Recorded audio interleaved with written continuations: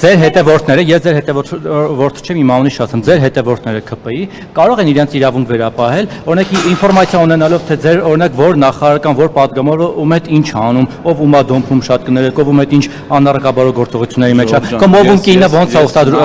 ամուսնական ուխտը խախտում, կարող է հարցադրում անել մի բան, նախ ձեր բառամթերքը շատ վատն է, ես կխնդրեմ ու կպահանջեմ, որ ձեր որակումներում լինեք շատ զգույշ, Ժորժ ջան, շատ զգույշ, խնդրում եմ ու այլ հարցեր։ Խնդրում եմ հերթով էլի Ժորժ։ Այս հարցը ես մենակ այս կողմ էի թեքված, հիմա խնդրում եմ Ժորժ ջան, մի րոպե էլի խնդրում եմ պայմանավորվենք։ Ժորժ ջան, խնդրում եմ հերթով։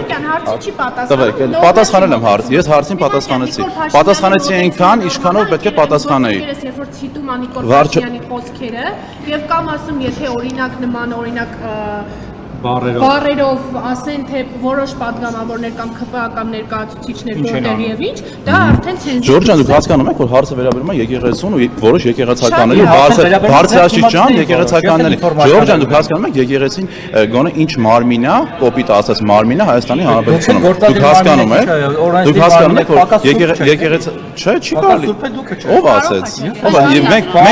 Մենք չունենք կուսակրոնության ուխտ։ Ժորժ ջան, խնդրում եմ էլի, մի վարքյան։ Ժորժ ջան, ես ասացի, հերթով պատասխանում, հետո նոր ես կողմ անդառնանք։ Ժորժ ջան, ես խնդրում եմ այս հարցով լինեք դուք շատ անաչառ, որովհետև հուսով եմ, որ դուք եք հայ առաքելական եկեղեցու հետևորդներ, եւ սա այն հարցն է, որ պետք է մենք հստակ գնահատականներ տանք եւ հայաստանցին, հայ ժողովուրդը պետք է իրականում հասկանա թե ինչ է կատարվում եկեղեցում եւ այն մարդիկ, ես ինքս լինելով հայ առաքելական եկեղեցու հետևորդ, ես շատ մեծ ցավով եմ արձանագրում այս ամենը, բայց իրականությունը այն է, ինչ կա։ Ինչու 7 տարի Երևանի տարբեր վարչական շրջաններում իրականացված անվտանգ փոխհատուցման աշխատանքներից բարբերաբար գերգույն հայտնում նաև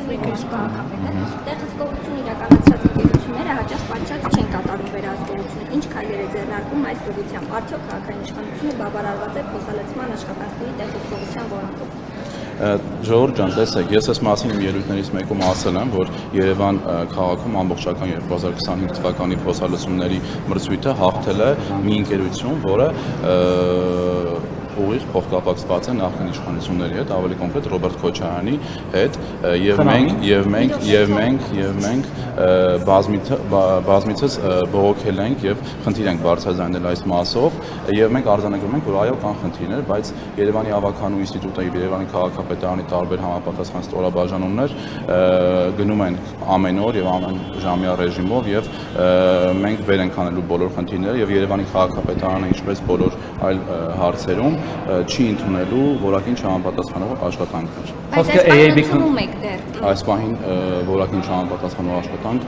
մենք չենք ընդունում։ Գրիգոր Լուսավորչի եկեղեցու հարևանությամբ չեք տեսել, որ մենք Դուք այգու մասին եք ասում, ոչ թե փոխհատուցման։ Այո, բայց չէ, դուք նոր փոխհատուցման մասին եք ասում։ Այո, բայց նկատի ունեմ, այնպես չի, որ անորակ աշխատանքներ չեք ընդունում։ Տեսեք, կան Երևան քաղաքում մի քանի դեպքեր, որոնք որ անորակ աշխատանքներ եւ ընդունվել է տարբեր պաշտոնյաների կառավարման ժամանակաշրջանում եւ այդ դեպքերով կան հակակոռուպցիոն կոմիտեում քննվող վարույթներ,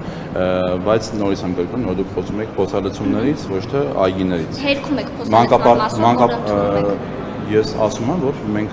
ցանկացած վատ որակի աշխատանք, որը չի համապատասխանում ստանդարտներին, մենք չենք ընդունում։ Ինչ փոփոխություններ օրենսդրական կարող եք նախաձեռնել, որ այդ խնդիրը չառաջանա, այսինքն գումարները բարձրացնել, որտեղ մրցույթներում հայտարարվում է շատ ցածր գնահատառաջարկ։ Մենք գնման ընթացակարգում ու գնման մասին օրենքում, գնումների մասին օրենքում մենք ունենք բազմաթիվ բացեր,